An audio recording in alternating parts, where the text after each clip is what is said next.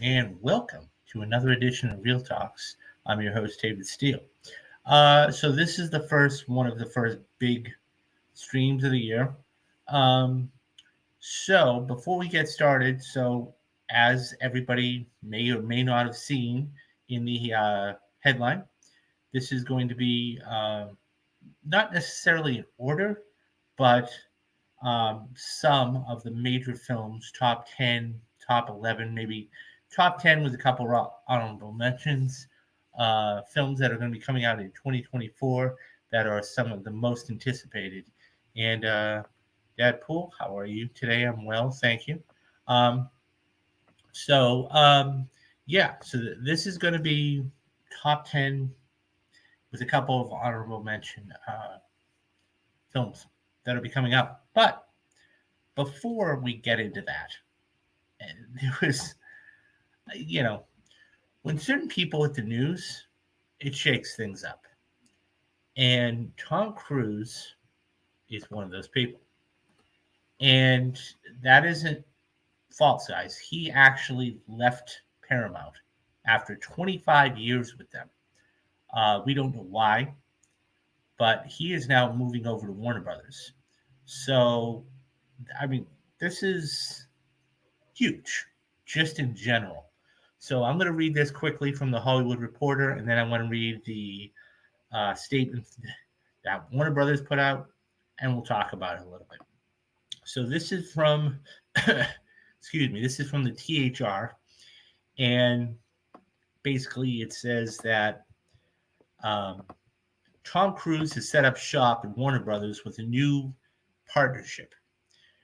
Warner Brothers Discovery Chief David Zaslav, excuse me, guys, still getting over a cough, helped shepherd the deal with Cruise, who will produce, develop, and star in original feature films at Warner Brothers. And this is exactly what they needed. Okay, Tom Cruise is setting up shop at the Warner Brothers lot in a strategic new partnership that Warner Brothers Discovery Chief David Zaslav helped shepherd. Cruise will team with movie studio chiefs Michael DeLuca and Pan Abbey in jointly developing and producing original and franchise theatrical films for the world-famous actor. Cruise and his production company will have offices on the WBD lot in Burbank. The pact, which commences this year, isn't a traditional first-look deal, insiders say. Luring Cruise into the fold is a coup for Zaslav, Abbey, and DeLuca, considering how one of his last movies who carried clout around the world, and especially since he's otherwise remained a free agent who's has had a formal deal with Paramount, home of his two biggest franchises, Mission Impossible and Top Gun, since 2006. Insiders stress that Cruise will continue to work with other movie studios, including Paramount, from whom he's continuing to shoot the last Mission Impossible film. But we can kind of really realize that this is his last movie. And I think everybody knew this was going to be his last Mission Impossible movie with Paramount. He's making a space adventure movie for Universal that will see him become the first civilian to walk outside of the ISS, or the International Space Station. Only Tom Cruise could do that, by the way. Teaming with Warner Brothers gives Cruise additional security at the time of enormous change for Hollywood's legacy movie studios, some of whom are having to reconsider spending hundreds of millions of dollars on franchise tentpoles. This includes Paramount, which could be sold in the next year or so, as one of the potential suitors is WBD. Specific projects have been announced as part of the new WBD partnership with Cruise, which is making a homecoming of sorts. His roster of films with Warner's includes Edge of Tomorrow, Rock of Ages, Magnolia, Eyes Wide Shut, Interview with a Vampire, and Risky Business, which put him on the map. Our vision from day one has been to rebuild this iconic studio to the height of its glory days. And in fact, when we sat down with David Zaslav to talk about joining the Warner Brothers Discovery team, he said to us, "We are on a mission to bring Warner Brothers back." Excuse me. We have the best resources, story IP, and talent in the house, and we need to bring Tom Cruise to Warner Brothers. Today, that becomes a reality, and we are one step closer to achieving our ambition, says DeLuca and Abney in a statement. I'll read the full statement in a couple minutes. The duo serves as co-CEOs of the Warner Brothers Motion Picture Group. Added Cruise, I have great respect and admiration for David, Pam, and Mike and the entire team at WBD and their commitment to movies, movie fans, and the theatrical experience. I look forward to making great movies together. Over the course of his 5-decade career as an actor and producer, Cruise's movies have earned, get this, guys, nearly $13 billion worldwide, a virtually incomparable achievement according to the release of the new partnership. And Cruise and Paramount, however, faced tough times last year when Dead Reckoning Part 1 disappointingly badly at the global box office. Okay, couple things. Number one, isn't he doing this? I don't know.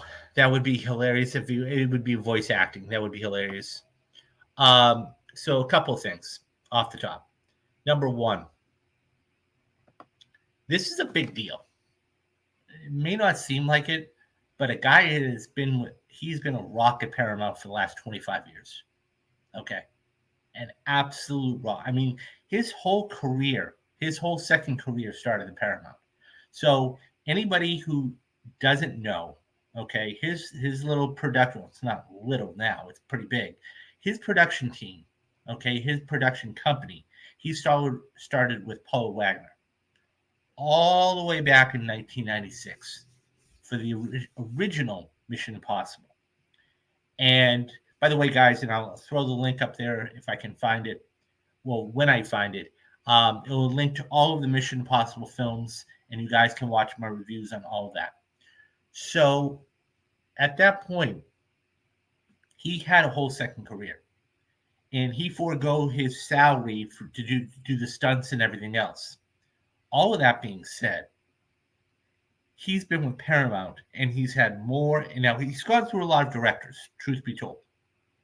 Okay, but he has gotten better and better and better and better with the franchise, and that's something that's, I mean, Fallout is arguably the best one, but nonetheless, it's one of those things where for the past, I would say, even 15 years, he's worked with one guy, and that's Chris McQuarrie, right?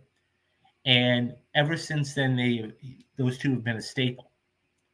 So that all being said, the fact that, and I think part of this too is of what happened this year. Okay, so Mission Impossible was set to come out. It did come out, but Oppenheimer really took because Christopher Nolan had some clout, he inserted himself and made sure that after that first week of Dead Reckoning, they no longer had the PLFs, or the premium large formats. And what ended up happening was that money that it was going to go to Mission Impossible went to Oppenheimer. And it was such a big hit that it went back a couple of times. And maybe that was a reason why. We don't know. But I mean, don't forget, this guy only just 2 years ago, he had the largest, biggest blockbuster film in the world in Maverick, Top Gun Maverick, which made, close to $1.5 billion. The fact that he's going to be producing his own films, which he's been doing for years, but he's developing his own films and everything else, this is a big deal. And the fact that, Warner Brothers was able to get him, it's even a bigger deal because they needed something. They've had a very bad year, okay, just in general. Zaslav mainly, but Warner Brothers, outside of Barbie, okay, and that was a huge hit for them, and they've had a couple of other decent movies, they haven't really done that well. So when you can land a Tom Cruise, in comparison, it's like landing that huge free agent in sports that's going to put everybody in the seats. This is going to draw people because a couple of things about Tom Cruise. Number one, he's a perfectionist. He isn't going to half-ass anything. Okay, he's going to do everything to the nth degree.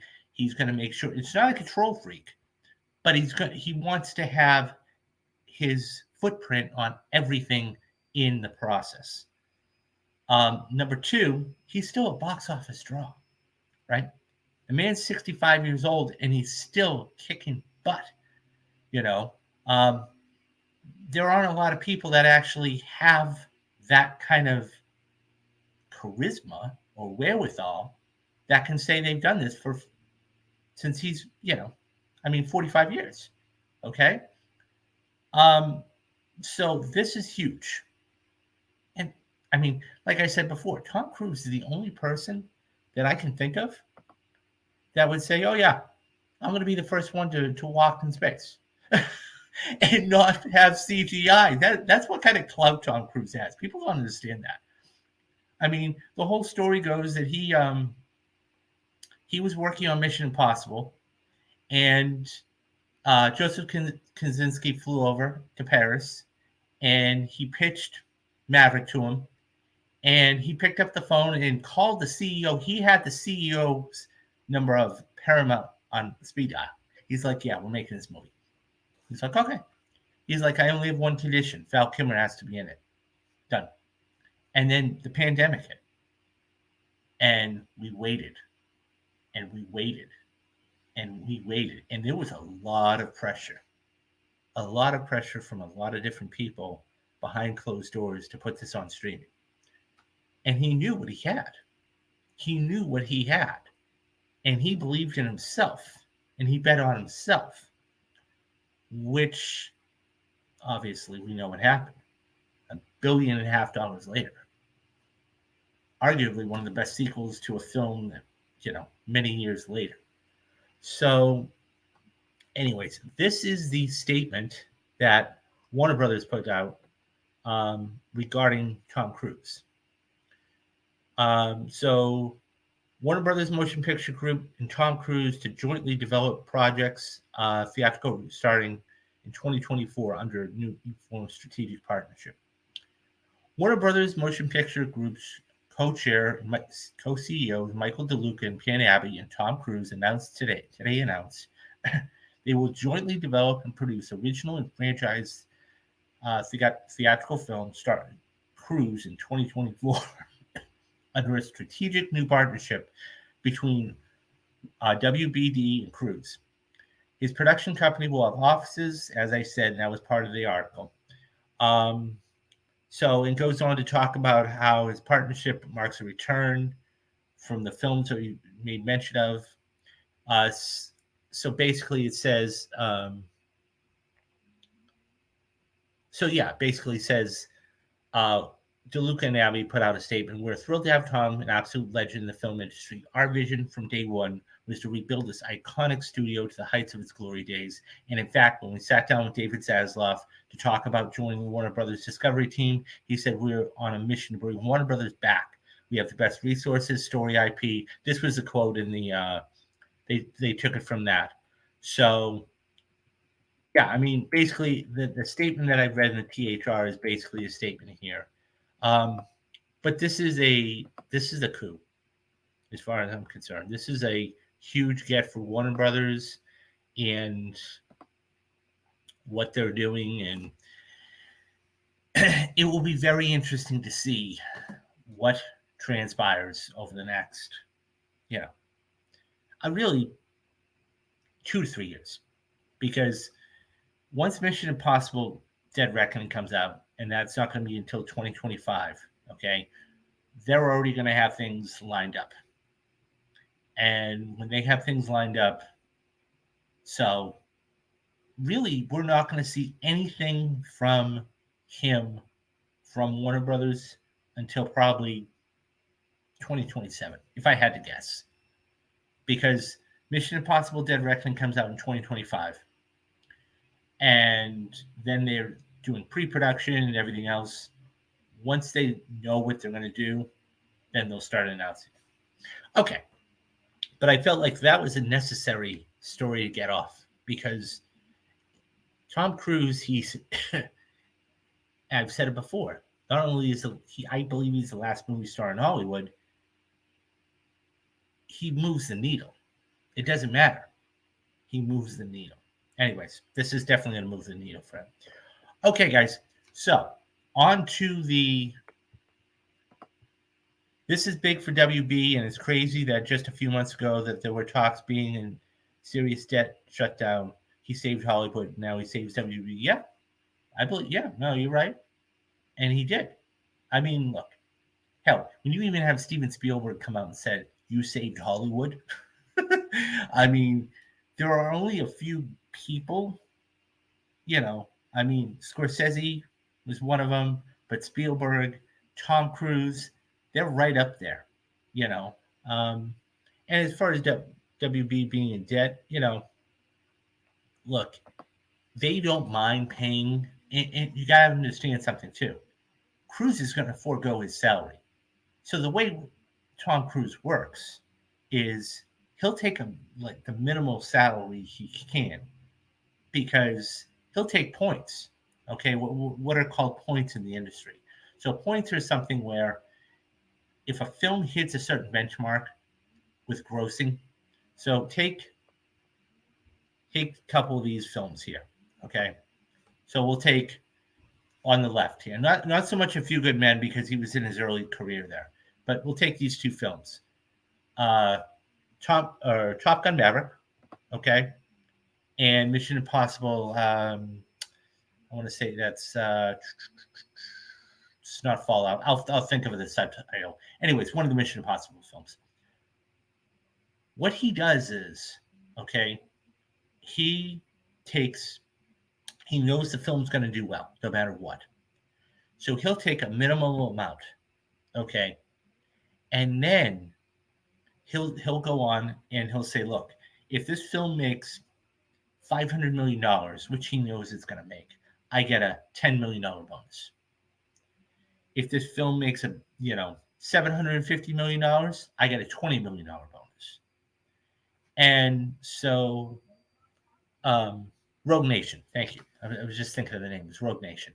Okay, so what ends up happening is that he knows the movie's going to make money, so he'll just take it on the back end. Okay, and once you are able to do that a couple of times, like these two movies here, Top Gun Maverick and Fallout, or Rogue Nation rather, you're set. Then you can do that for every movie. Now, A Few Good Men was a little different. Okay, A Few Good Men, he was still young, for lack of a better word. I mean, he was still that was 1992. Okay, he was still learning the ropes. I mean, he was a star at that point. Don't get me wrong, but he wasn't that mega. I mean, 1986 Top Gun put him in the next stratosphere, literally and figuratively. But A Few Good Men was still one of those where he had to play his cards. So, but that's what he does. That's what he does. So, okay. So let's move on to the meat and potatoes of the stream.